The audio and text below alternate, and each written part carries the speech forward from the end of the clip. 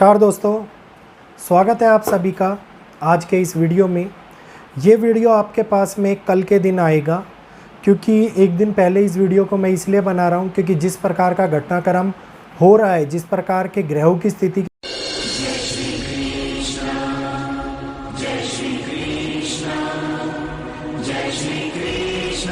के बारे में मैंने विश्लेषण करके आप लोगों को बताया था कि डैम के ऊपर बड़ा खतरा मंडरा रहा है। डैम के ऊपर बड़ी किसी भी प्रकार की हानि होते हुए, किसी भी प्रकार के गेट के कारण संचालन ना होते हुए ये सारी खबर आप लोगों को देखने को मिलने वाली है। और यहीं पर आज शाम को जब मेरे को ये न्यूज़ मिली तो ऑलरेडी मेरे वीडियो आ चुके थे, इसलिए मैंने कल के लिए वीडियो प्रिपेयर कर दिया।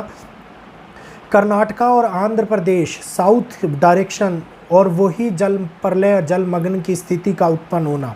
जी हाँ, डैम के ऊपर बड़े खतरे का समय मंडरा रहा है और ये समय उस डैम के आसपास के लोगों के लिए, आसपास के क्षेत्रों के लिए सबसे ज़्यादा भयानक समय निकलता हुआ सामने आ रहा है, क्योंकि वो डैम जो हम लोगों को फ़ायदा पहुंचाते हैं, जिससे बिजली उत्पादन होता है, जिससे जगह जगह के ऊपर किसानों के लिए सिंचाई के लिए पानी भेजा जाता है, लेकिन वही डैम सैकड़ों किलोमीटर के बड़े एरियो को, जिसमें जल भराव होता है, अपने अंदर जल को समा के रखते हैं। और जल को समा के रखने का मतलब है कि बहुत बड़ा बम अपने अंदर पैदा करना, बना के रखना। क्योंकि अगर उस दीवार के ऊपर, अगर उन गेटों के ऊपर कोई भी समस्या आन पड़ती है, जिस प्रकार से इस डैम के अंदर समस्या आन पड़ी है, जी हाँ, तुंगभद्रा की बात कर रहा हूँ मैं। तुंगभद्रा नदी के ऊपर बना हुआ ये डैम अपने आप में बहुत ही सुंदर है, बहुत ही विशाल है, बहुत सारे जल को अपने अंदर समाहित करके रखता है। और ये डैम, ये कहिए कि चैलेंज बन गया है इस समय के ऊपर इसको सुरक्षित करना, क्योंकि डैम के 19 नंबर के गेट खुल नहीं रहे हैं। गेट ना खुलने के कारण वहाँ पर मलबा इकट्ठा होता जा रहा है, उस स्थान के ऊपर पानी बढ़ता जा रहा है। बाकी गेटों के खुलने के कारण थोड़ा सा रख रखाव ईजी हो रहा है, लेकिन अगर गेट आगे इसी प्रकार से, इसी परिस्थिति के अंदर बने रहे तो आप ये समझ लीजिएगा कि बहुत बड़ा कष्ट कर्नाटका और आंध्र प्रदेश के अंदर आ सकता है। एक बहुत बड़ा सैलाब कर्नाटका और आंध्र प्रदेश के आ सकता है। और प्रकृति के नियम को चैलेंज करते हुए ये स्ट्रक्चर, जो प्रकृति ने नहीं मानव ने बनाए हैं, प्रकृति के साथ छेड़छाड़ करके इनको निर्मित किया गया है, केवल और केवल अपनी सुविधाओं के लिए, अपने कार्यों की पूर्ति के लिए, अपनी सफलता को दिखाने के लिए कि मनुष्य कितना आगे बढ़ सकता है, कि वो जल की ताकत को रोककर जल से बिजली उत्पादन, जल से सिंचाई, जल से अन्य चीज़ें ले सकता है। तो यहीं पर वो भूल जाता है जल और आग कभी भी खेलने वाले नहीं है।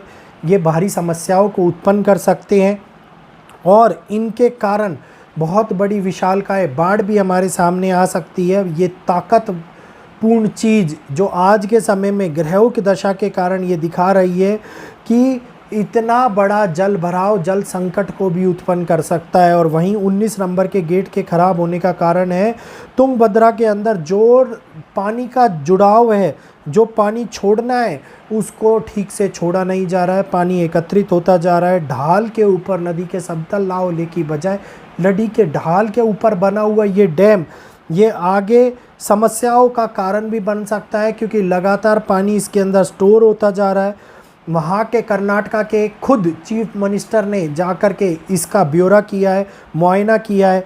कर्नाटका ही नहीं, केवल ये कहिए कि आसपास के कोनूर के क्षेत्र भी पूरी तरीके से जलमग्न हो सकते हैं अगर इस पानी के डैम के गेट नहीं खोले गए या फिर इनको ठीक नहीं किया गया। लेकिन इस डैम के गेट को ठीक करने के लिए आप ये मानिएगा कितना घन मीटर पानी बाहर छोड़ना पड़ेगा, और ये घन मीटर पानी बड़ा फ्लैश फ्लड ला सकता है, बड़ी तबाही मचा सकता है।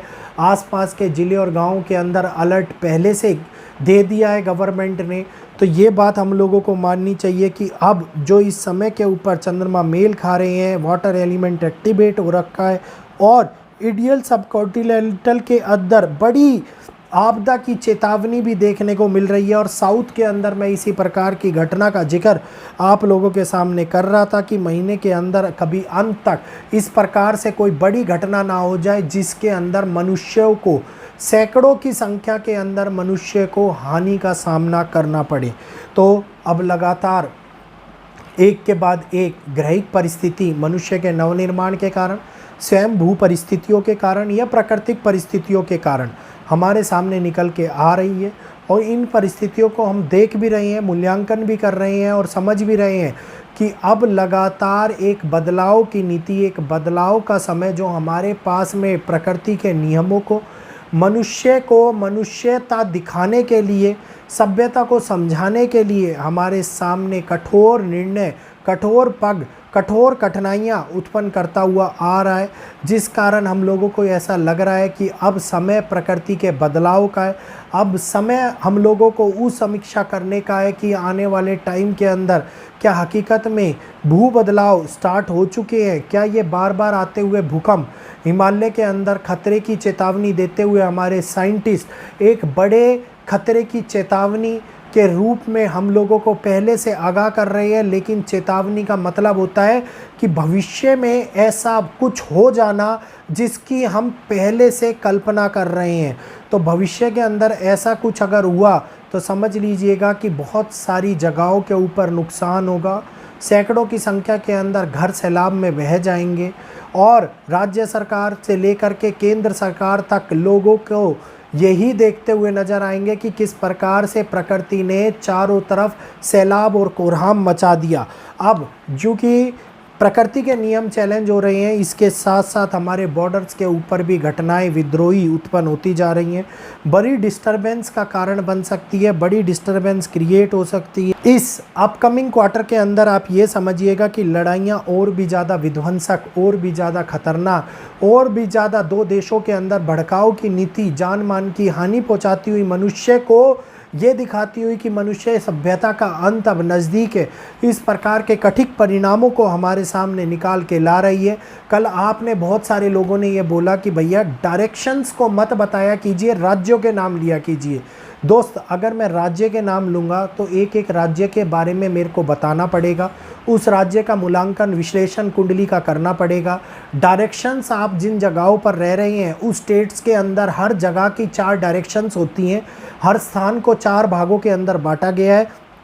तो आप ये समझ लीजिए कि आपके यहाँ से कौन सी डायरेक्शन के अंदर खतरा आता हुआ नज़र आ रहा है, कौन सी डायरेक्शन इस टाइम के ऊपर एक्टिवेट है, कौन सी डायरेक्शन है जो बड़े पड़ाव को हमारे सामने दिखा रही है, बड़े भू बदलाव को हमारे सामने दिखा रही है, नीति के नियमों को बदलती हुई हमारे सामने आ रही है। आप लोगों को सारी जानकारी मिल जाएगी। उम्मीद है आज का ये वीडियो आप लोगों को पसंद आया होगा, जानकारी पूर्ण लगा होगा, स्पेशली कर्नाटका के लोगों को। और अगर इस डैम के कारण कोई भी नुकसान होता है तो आंध्र प्रदेश और कर्नाटका बहुत बड़े फ्लड की चपेट में आ सकता है, सैकड़ों लोगों के घरों को, गाँव को, परिवारों को नुकसान पहुंच सकता है। तो मैं यही कल्पना करूंगा, यही मानूंगा कि भाई ऐसा कुछ भी ना हो, ये डैम के गेट टूट जाए, क्योंकि ये हालात मलाना डैम जैसे भी उत्पन्न हो रहे हैं, क्योंकि हिमाचल के अंदर हम इसकी छवि ऑलरेडी देख चुके हैं। और अब आने वाले समय के अंदर डर भी लगता है कि नई चीज़ें हमारे को कष्ट पहुंचाती हुई नज़र ना आए। उम्मीद है वीडियो अच्छा लगा होगा। वीडियो को आप लोग लाइक भी करेंगे, चैनल को सब्सक्राइब भी करेंगे। और जो लोग मेरे से अपनी कुंडली दिखवाना चाहते हैं, पुराने ऑफ़र और डिस्काउंटेड प्राइस का लाभ उठाना चाहते हैं, वो नीचे चल रहे नंबर के ऊपर अपनी कुंडली की नाम, डेट ऑफ बर्थ, जन्म का तारीख, जन्म का समय भेजकर पर्सनल अपॉइंटमेंट बुक करा सकते हैं। टेलीफोनिकली माध्यम से आप लोगों की कुंडली का विश्लेषण किया जाएगा। उम्मीद है जानकारी अच्छी लगी होगी। जय श्री कृष्णा, जय माता दी। फिर मिलूंगा आपसे शाम के लाइव सेशन में या फिर एकल शक्ति के वाले लाइव सेशन के अंदर। आज का ये वीडियो देखने के लिए सभी लोगों का दिल से बहुत बहुत धन्यवाद, बहुत बहुत शुक्रिया।